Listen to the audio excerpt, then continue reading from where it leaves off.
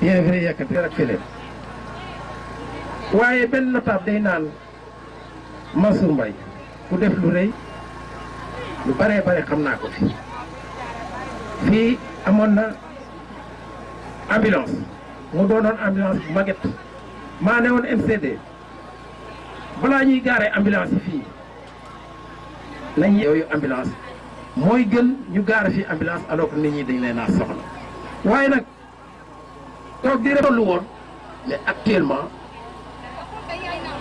xëy nun defoon nga dara ci ancienne ambulance bi wekki moteur ba defaat leneen comité santé d'antan aussi defoon lu bare bare loolu seet askan bi lu ñor askan bi ñu ñëw à leurs besoins encore une fois suñ dem pratiquement boobu ambulance mënatuñ koo réparer nga indil ñu lu mel nii comme ni ko gars yi waxee ku nekk war na ci mën a dolli vraiment alhamdulilah rabbil alamin tool yi yooyu ñaan yal na ko yàlla dimbali mu yegg si ci yow yegg si en même temps ci sa njaboot di ñaan aussi lu mel ni di law ci yeneen communes yi fii doonul commune ICP wax na ko ambulance bi laataa ngeelu di am encore nga gën a soutenir poste santé bi parce que ambulance baax na mais yéen ñëpp yéen a gën a xam que CDS yi ñu ngi ci ay jafe-jafe xaalis bareetul noonu ensuite pour structure santé baax il faut ay médicaments loo mën a def ci wàllum médicament nag ak ensuite dimbali le personnel communautaire mi nga xam ne pratiquement maa ngi leen di encourager di leen féliciter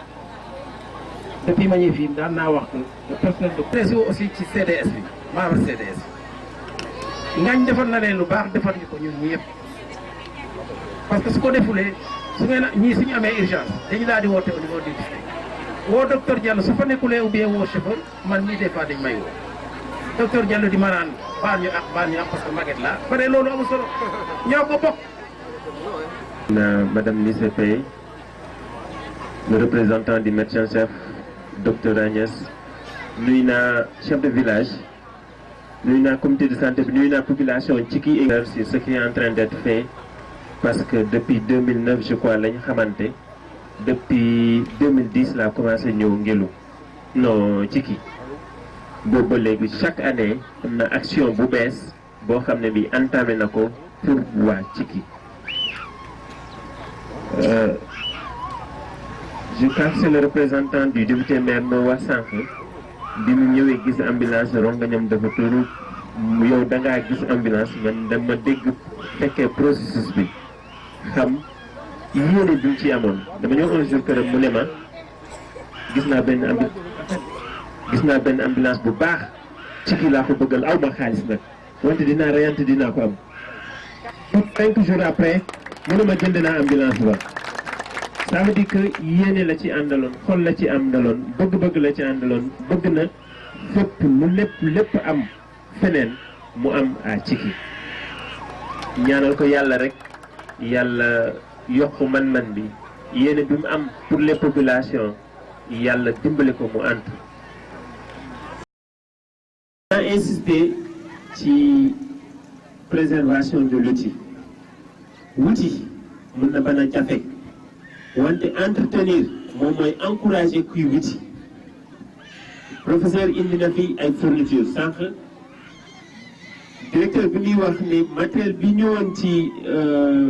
petite enfance bi lépp yàqu na ça veut dire que rôle ñi fi nekk doxaluñ ko nu mu ko waree te loolu dafay décourager nit buy wuti donc loolu yéen la waa Cikki la ñëpp xam nañ jafe-jafe bi nekk ci santé ñëpp xam nañ jafe-jafe bi nekk ci éducation ñëpp xam nañ jafe-jafe bi nekk ci dund et il le fait docteur wax na te ñu bëri dañ ci bàyyiwul xel am ñu ci xaw a ree tuuti mais lu am solo la ambulance pour transporter malade la ku feebar urgence nekkul pour dem gàmmu nekkul pour dem ngénte nekkul pour dem céet lu jara insister la parce que ñun ñëpp ay sénégalais lañ xam nañ lan mooy sunu esprit donc loolu dimbali leen ñi koy gérer mooy ICP bi dimbali leen ñi nekk ci comité de santé bi kenn bañ leen ñaan lu mel noonu. professeur damay appuyer fi population yi appuyer def nga lu bëri am nga yéene demal bi si Baba Diallo nga ne ko électrification rurale la yore ci kii et les environs dañu am courant dafa jot mën nga ko xam nga ko di nga gisee ak président fan yi ñëw wax ko ci kii dafa war a am courant c'est normal que ngeen am ko parce que mën na ko am na relation boobu am na yéene bi li des nag moo nekk nga motale ko gëm nañ ne mën na nekk vraiment di féliciter waa Jiki parce que ñëw naa fi ay yoon je pense que dinañ fi ñëwaat sax au mois d'octobre pour seen finale bi wala seen tournoi bi comme ni mu ko doon defee chaque année cette fois-ci nag ñu ñaan à la jeunesse de Jiki ku yëkkati ay millions ñëw teg seen kaw indil leen ko yéen it ngeen rafetal ko indi ay autorités yéen it ngeen rafetal ko ce qui s'est passé l'année dernière warul répété wu man témoin la amul édition bu fi am boo xam ne bi fekkeewuma ko donc dinañ jeunesse bu seen ngeen jeunesse bu xam li ngeen bëgg xam ngeen fu ngeen jëm fexe leen ba yenn yi bu mu leen dalaat féliciter leen féliciter professeur remercier toute la famille ci gàttandu bi ñuy gàttandu ci teeru bi ñuy teeru ci ceeb yi ñuy togg waaw il faut loolu ma wax ko bon professeur nag def bëgg mu gaaw parce que séeréer yi dañuy seey jërë ngeen jëf dinaa dékku lépp mais d'abord néew bi ma jëkke ci ki nga xam ne tey moo fi nekkal maam Cheikh Ibra Fall sëñ Amdi Fall bu ñu nee maam Cheikh Ibra wax nañ Serigne Touba ma teg ci Serigne Lo taawu sëñ Amidou Lo teg ci nag góor bu baax gii tey muy sama lépp di El Hadj Daouda Sarr tey yàlla def tey ku juddoo fii tey moo la mag bu ma leen nuyoo ba noppi ñu may ma nuyu chef de village tey sama yaram dafa xaw a daw bi mu waxee parce que dañuy wax ne doomi mbëre jàngil bëre dees na la ñam sa bàyyi daf fi nekkoon nekk fii nit koo xam te ne kii tey lépp lu fi yàqu rek defar na ko yàlla na yàlla xaare ko ajal lépp lu mu fi mas a yëg lu bon dindi na ko mu jóge fi ñu teg la fi kon soo jaaree ci yoon wi xàllal nañ la ko soo jaarul ci yoon wi say mbokk dañ la tëre teg la ci yoon wi kon ñu ngi lay sant ci sa kàddu yu rafet yoo xam ne yii defe naa ne du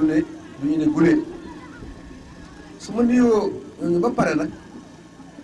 ngeen may ma nuyu particulièrement monsieur le préfet madame le préfet moo bëggoon ñëw dafa feebar mu ànd ak moom son adjoint dem séminaire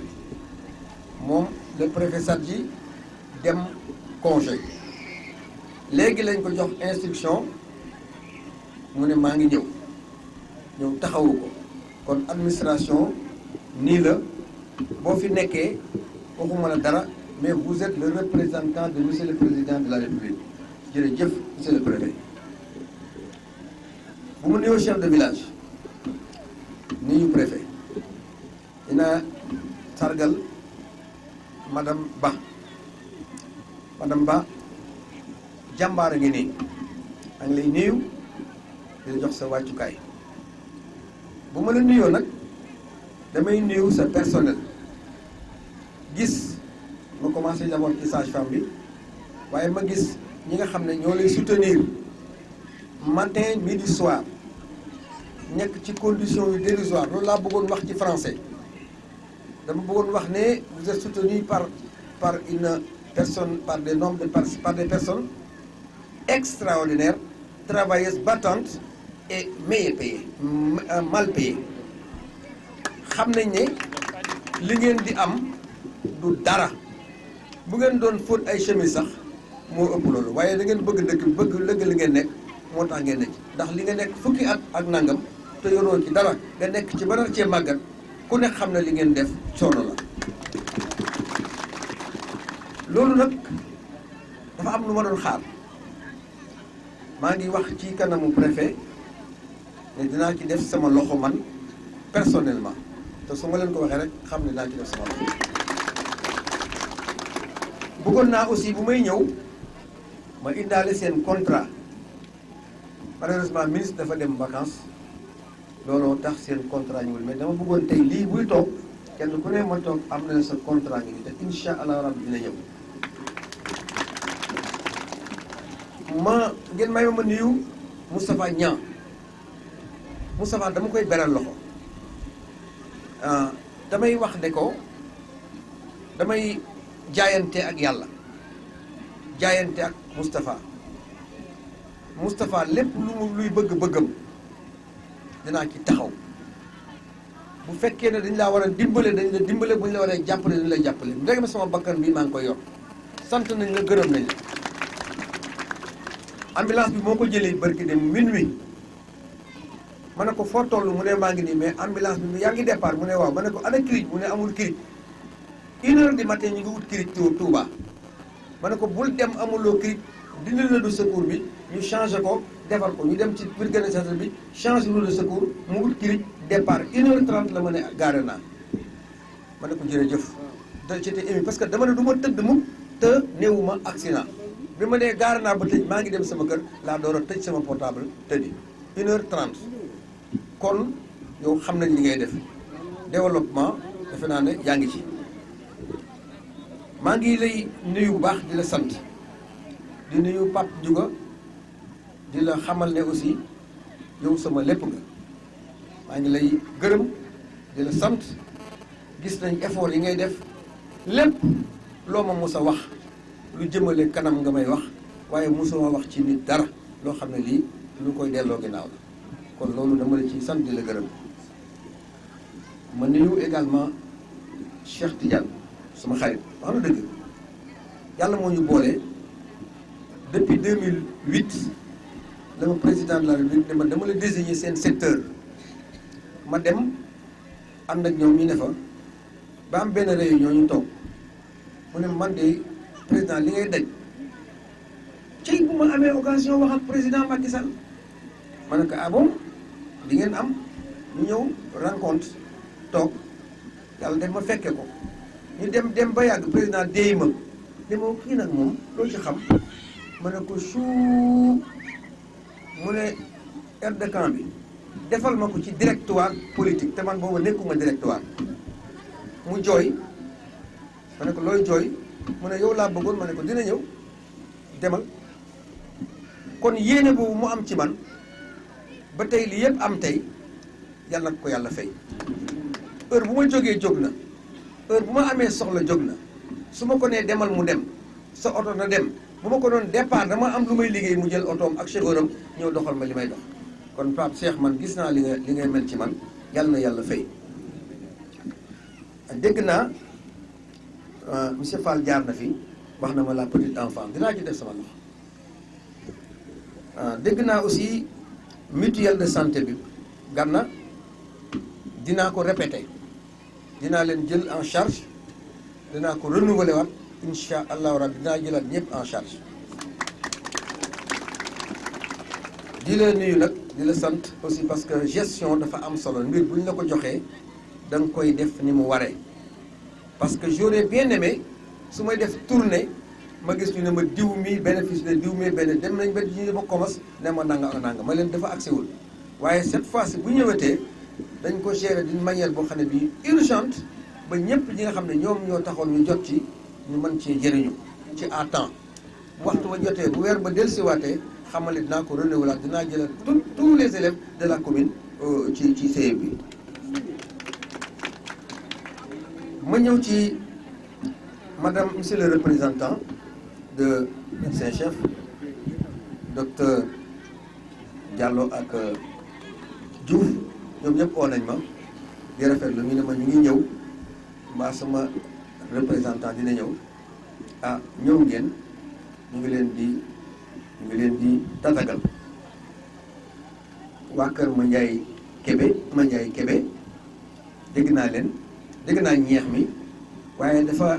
yëgoowuloo ki la yónni daf la yónni rek dina demal waaye poto yee moo ko fa teg sama waa kër dañuy wax dañ koy lakk alors sama waa kër dañuy wax dañ koy lakk te buñ ko lakkontee damay tàcc waaw parce que attention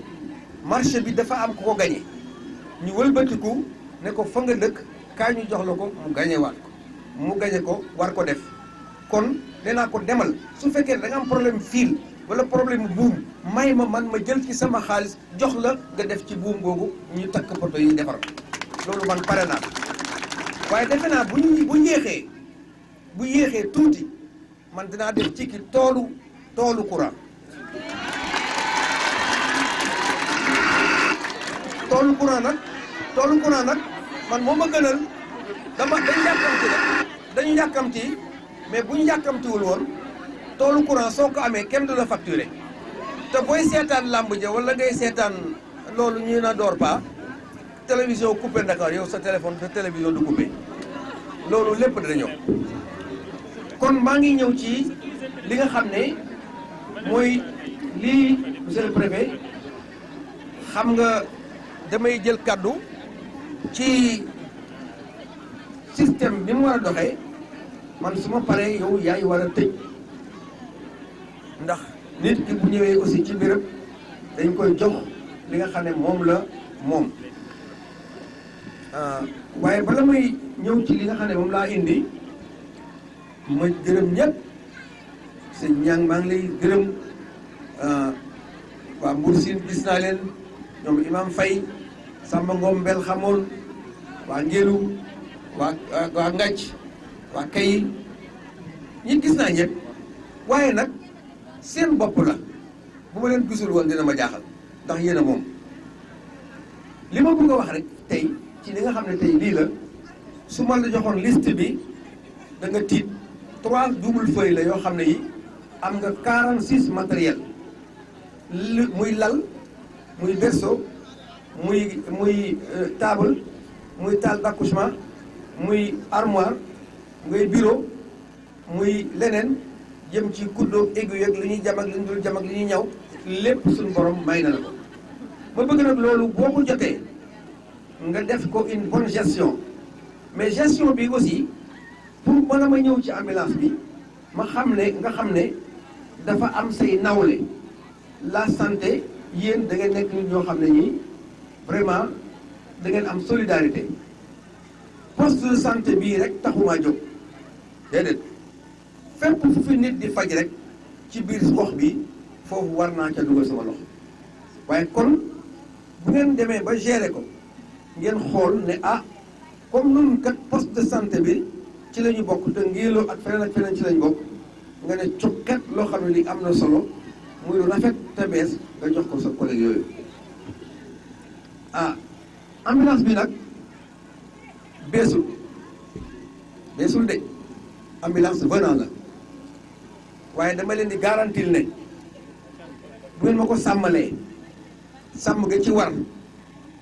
ba ba ñuy am beneen bu bees peq lu yàqu maa koy defal kon nañ ma ko sàmmal ba nga xam ne vraiment liñ ci bëgg nañ ko am ma xamal leen ne nag du ambulance su Cikki rek du ambulance su Kayi rek du ambulance su Cikki Séeréer du ambulance su Ngàcc ambulance du Ngélu c'est toute la commune moo tax ma bind ci kaw commune de Ngélu don de professeur Ngagne Sène muy li ma maye ma am suma alal maye leen ko seddoo leen ko yàlla ngi ñëw parce que am na ambulance buy bees buy ñëw mois de juillet la ma ministre comment dirais-je Diouf Sarr ne ma dinaa la may ambulance bu bees ma nekk mois de juillet ok mois de juillet de Diouf dem vacances gisuma ko man du ma xaar mukk juillet ak situation bi ma gis nii jaani di mat nit ñi ñii di feebar sibir yi war ay moto du ma ko xalaat mukk ci àddina li ma am dinaa dem jëndee ko lu ma man ñëw indi jox leen kon nag boo xamee ne am na malade fu malade ba nekk ci àddina da ngeen sonn de waaye nag yéen la responsabilité de cette malade là de ce malade là ci yéen la nekk jël leen ko fu ngeen ko war a jëlee fu ñu ko war a faje nañ ko faj buñ demee aussi ba ci kanam dinaa leen di geesu loolu nag xam naa cotisation yi sax léeg-léeg day metti pour essence bi dinaa leen di geesu léeg-léeg pour di leen ko defal aussi ngeen di ci def carburant pour mën cee dox seeni soxla ni ko gaa ñi waxee rek je pense que man je suis très mal placé pour leen wax ne bu leen ko demee ngénte wala bu leen ko demee ceet waaye li ma xam daal mooy dinaa dolli beneen boo xam ne bii lu doon ambulance waaye dina doon camionnette boo xam ne bii ku am soxla camionnette da nga ci mën a dugg doxi sa soxla ku am war a dem Touba da nga ci dem Touba faj seen soxla loolu dinaa ko mettre à la disposition benn nga nele président de la République moo ma ko may mais amul numéro autorité de la gendarmerie ñoo bind laissez-passer kooku kenn mënu ko maye waaye dinaa jël lu nga xam ne lii man maa ko jël numéroté ko def ko indi ko ci ki gii nga xam ne man fii laa juddoo lu ma am ci ki la lu ma am commune bi la incha allahu rabbi dinaa leen ko jox gis naa voilà merci merci dama bëgg aussi dégg naa aussi waaw yow nag nee ma daw de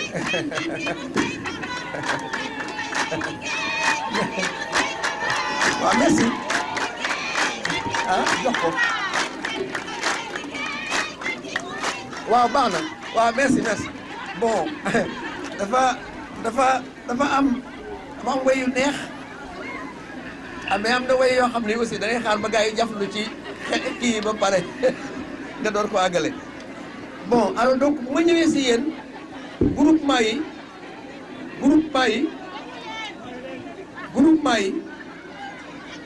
alors tey damay am tuuti benn rappel dama fi jaaroon wax groupement yi am lu ma wëndeelu joxe ko je pense que dépp day am bilan bi ma ko joxee dañ xalaatoon ne kañ laa koy jël man dama bëgg ngeen liggéey ci ndax ngeen di ci am tuuti weccet di ko denc dinaa defaat le tour xool ku ci ëpp le bénéfice incha allahu rabbi dinañ la dolli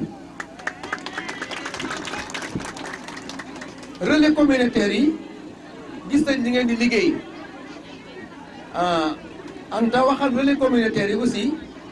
ne leen dama gën a feddali sama coloré ak yéen parce que yéenay lépp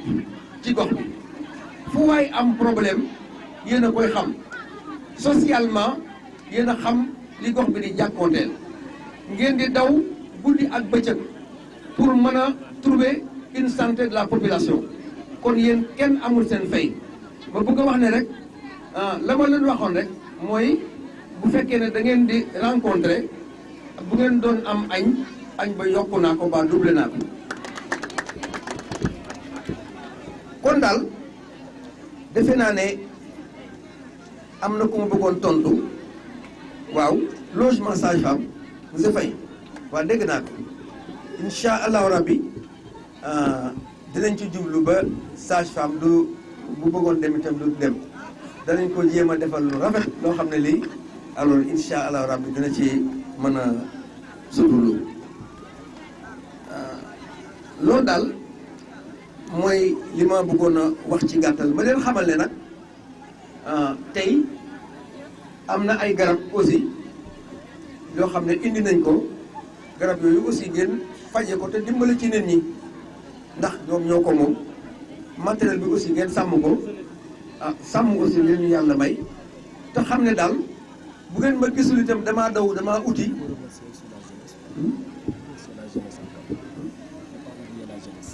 ndax ngeen xam ne dama uti waaye dawuma li wax xar dawul dafa uti doole su ma gëjee rek bu leen yaakaar ne damaa daw déedéet dama nekk nag aussi fonctionnaire boo xam ne dañ ma chargé liggéey boo xam ne bii nag day am moment yoo xam ne dama koy def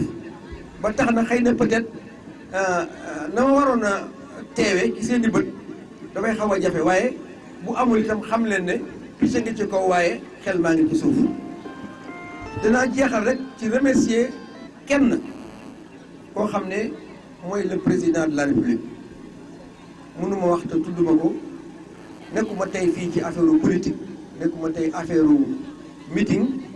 nekkuma affaire campagne mais mën laa lu bëri ndax moom kon bu ma yàlla mayee lii tey may gërëm ci président de la République mais ma gërëm ci également ministre de la santé ndax suma rakk la sama lépp la alors ba may dem di ko nekk dama bëgg a dem mu ne ma dans la booleeg waa JM ñu may la matériel ba ma demee fekk muy réunion groupe ba fa ñëw daf ma ne may ma nga dimbale ma recevoiral ma ñii waxataan ma ak ñoom ba pare ma door laa yeewi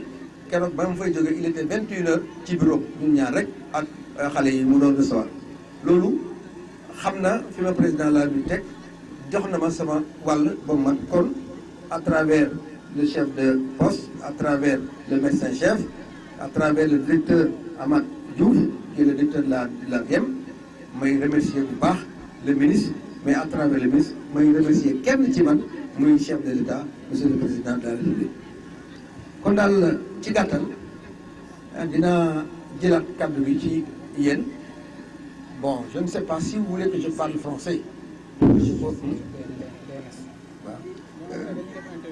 waaw donc bala may joxe caabi yi xaw ma nu ma leen def bu ma soxlaa kenn du dem lépp lu ma leen sant dañ koy def bu dee matériel dañuy yenu guddi ak bëccëg ngeen xam ne damaa feebar vraiment maa ngi leen di sant bu baax a baax caabi oto bi defe naa moom la ñuy jëkkee jox ko monsieur le préfet ci sama tur ma jox ko ci turu président de la République le président Macky Sall mu jox ko chef de poste bi macha allah.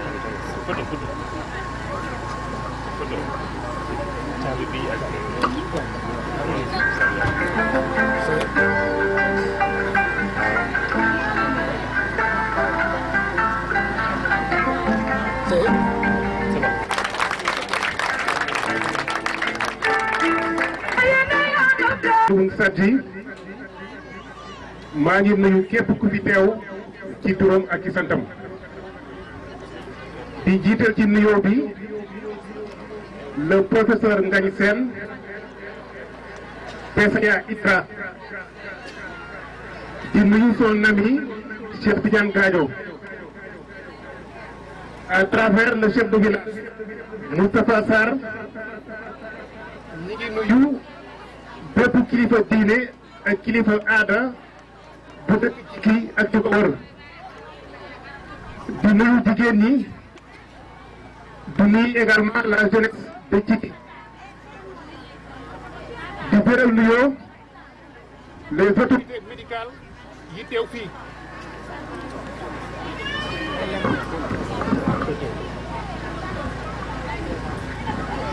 di wax rek ne ci turu le sous-préfet Alioune Sadji ñu ngi remercier bu baax le professeur Ngagne Sène c'est un digne fils du terroir dañuy wax ne dañuy sant yàlla ci lii parce que bi mu amee xelu indi une ambulance ak tout le matériel qui l'accompagne bu ñu mën a def lu dul remercier ko di ko wax mu continuer ci lancé bi di ñaan également doomi gox bi ñi nga xamante ne mën nañ lu mel ni ñu def ko yaa ku ci nekk am na li nga mën ku ci nekk fa nga toog la nga tolloog nga def ko je crois bien bu ñu amoon ñaaram wala ñettam ci gox bi waxuma dara mais ngelu dana jëm ca kanam donc ngeen ñaanal ko mu continuer sur cette lancée parce que dégg naa discours yi am na lu mu def ci localité bi donc loolu professeur Ngagne Sène dañu lay demander nga yokk ko ñeneen aussi ñu def la même chose bu andee lu mel nii si Cikki mënoon na ko may waa Cikki rek mais il a pensé à la commune de Nguelou donc loolu c'est un geste très important qu'il faut saluer ñi nga lay remercier ci loolu li ci ëpp solo mooy def na des efforts ba indi fi lii mais dañuy joxe instruction autorité médicale yi fi nekk ne leen nañu ko sàmm parce que du neex nga dem wuti indi toppatoo wuñu ko nee na léegi boo leen ko sàmmee dina indi leneen léegi ak aussi su paanee mooy jël responsabilité dina ko defaraat donc mënul passer loolu donc la balle est dans votre camp yéen ñi nga xamante ne yéen war a gérer ëllëg ambulance bi ak li ñu fi indi donc ñu di leen demander comme ni ko ñëpp waxee ngeen préserver ko guddi na toogaay bi yàgg na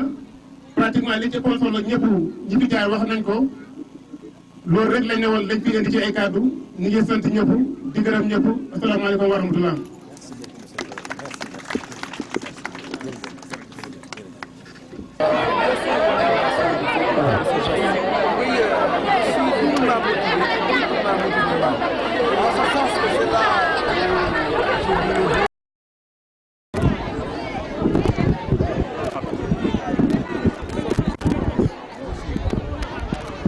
Donc je suis arrivé à ce niveau et il est bon aussi de penser à cette famille qui m'a vu naître. Et c'est pourquoi je me suis dit que étant natif de cette localité, en même temps responsable politique également de cette localité où je suis très bien écouté, j'ai pensé aller venir en aide et c'est pourquoi j'ai préféré donc faire un sacrifice, leur payer une ambulance et également du matériel médical. Et avec le soutien de l'appui du ministère également de la Santé et à travers le directeur Amat Diouf qui est le directeur de la DIEM. Alors j'ai été vraiment soutenu et aujourd'hui je suis vraiment comblé de donner ce matériel-là à cette population qui est non seulement la population de Tchiki mais l'ensemble de la population de la commune de Nguélou. C'est pourquoi je mets l'accent sur l'ambulance et je me suis dit également que cette ambulance doit être une ambulance qui appartient à la cité, l'ambulance de la commune, donc y compris Nguélou, y compris tous les autres villages, en attendant que la commune soit encore dotée d'une autre ambulance que nous attendons. Est-ce qu'on peut estimer le coût de... Bon, c'est colossal, je ne peux pas m'aventurer à donner un chiffre, mais quoi qu'il en soit, je voudrais simplement, vous me permettrez simplement de remercier Monsieur le Président de la République, qui est vraiment un tout pour nous. Et donc, grâce à son appui, j'ai pu arriver à faire cela. Et c'est également l'occasion de remercier Madame la Première Dame, Madame Faisal, Madame qui est responsable de la Fondation Servir, qui a également soutenu la population. Il a mis beaucoup de matériel au niveau de la mosquée de Tchiki et je la remercie vivement. Professeur, les besoins ne manquent pas à Tchiki, donc on manque également d'électricité. Des problèmes ont été soulevés également des doléances concernant également des fournitures scolaires, entre autres le logement. Oui, je suis en ce qui concerne par exemple les fournitures scolaires. Je peux dire que cette année-ci, quand je le fais, ce sera la septième édition. Donc autrement dit, depuis 2013 jusqu'au moment où je parle, je pense qu'on ne parle plus de fournitures scolaires. Je dote pratiquement tous les élèves de cahiers, de bics et de ceci. Donc l'année dernière, la 6e édition, j'ai pu amener plus de 4500 cahiers, des stylos, crayons, tout ce que l'on utilise par exemple pour l'école. Autrement dit donc le problème de fournitures, le besoin de fournitures scolaires, maintenant c'est maintenant devenu un vieux souvenir. Alors je dote également le SEM qui gère une cantine scolaire. Depuis des années, je suis en train de gérer cette cantine pour pouvoir aider les populations à faire face à leurs problèmes. Et pour l'électricité, je pense que, on le dit, on a besoin de ça, mais ce que vous voyez là devant nous, des installations qui attendent, des poteaux qu'on a installés depuis le mois de février, je pense que l'entrepreneur ne va pas manquer donc à faire cette réalisation. Vous savez aussi que c'est extrêmement difficile parce que nous habitons dans des zones où les maisons sont pratiquement séparées. Il y a même des quartiers qui ressemblent à des hameaux. Donc c'est extrêmement difficile d'électrifier tout cela parce que tout simplement il y a ce que l'on attend. On attendait par exemple que ça soit vraiment serré avec un alignement de maisons, soit des maisons en damier. Oui, ils ont l'espace, bien entendu, parce que nous y sommes et je pense que dans un moment très proche, alors donc l'électricité sera complètement oubliée. Waaw maa ngi voilà jërëjëf maa ngi fii ci Tchiki waaye maa ngi également ci commune bi yëpp parce que Tchiki rek moomu ko wax naa ko nee naa leen Nguélou la commune bi laa ko may ah yàlla def aussi am naa ambulance yàlla def aussi ministère de la santé jàppale ma bu baax a baax a baax ñu réhabilité hôpital bi matériel bi fi jëw tey xaju fi defe naa ne war naa ñu mat ñeent pièces ak juróom-benn ci matériel bi ba tax na ma ne comme dafa am li wax solidarité ci ñoom entre eux nañ jël ci matériel bi lu am solo yóbbu ko ci district bu dispensaire bu Ngélu district ba joxe ko fa ambulance bi nag moom mu nekk ambulance boo xam ne bii ambulance su dëkk bi yëpp la yaakaar naa ne bientôt dinañu jox beneen ambulance bu bees ma ne ambulance bu ñëwee bu bees bi ñu yóbbu ko Ngélu mais en attendant su ko defee bii gën a mën a ay déplacement am gën a mën a wàññi ko loolu nag dama ko def parce que xam naa fii aussi coono bi nit ñi daj ndax siburu amuloo yóbbu ngay jël ay saret wala ngay jël ay mobilette di matu amuloo la jël si ngay wasin ci saret yi alors donc vraiment loolu yaakaar naa lu ma metti la doog naa fi laaj ay nit ñu ne jaan def ko mat diw joom jaan def ko mat ana mu ñu ne dañ ko doon yóbbu hôpital mu gaañu loolu su fekkoon ambulance am na fii vraiment loolu yëpp yaakaar naa ne yàlla mën nañ ci dimbale. ndax mënees naa xëy mooy njëg gi. waaw njëg gi sax nag wax dëgg yàlla amul solo ndax loo xam ne lii rek yëf la loo xam da nga koy def daanaka jërul wax njëg xam naa ne daal def naa ko te itam dinaa ko defaat te itam fas yéene naa aussi di ko defaat at mu heure buñ ko soxlaa. mu nekk tamit yeneen jafe-jafe yoo xam ne ñoom maanaam suddi nañ ko bokk na ci ñàkk wàllum courant waaye tamit lu jëm ci ay jumtuwaay njàng di fourniture scolaire loolu yan tontu nga ci. waaw wax naa ci tontu ci léegi ci tubaab ma ne la jumtukaay yi nga xam ne njàng la moom tey jii rek mun naa wax ne daaw mooy juróom-benneelu édition kon problème fourniture daanaka jeexaloon naa ko fi depuis 3 années wala daa safala depuis juróom-benni at ren ji buñ ci jëmee mooy juróom-ñaareel parce que defe naa commune bi yëpp boo leen joxe lu war a mat 4000 cahiers wala 4500 cahiers jox leen ko ci ay bic jox leen ko ci ay crayon yaakaar naa ne ak ay matériels yu ñu war a liggéey yaakaar naa ne problème fourniture scolaire dootu fi posé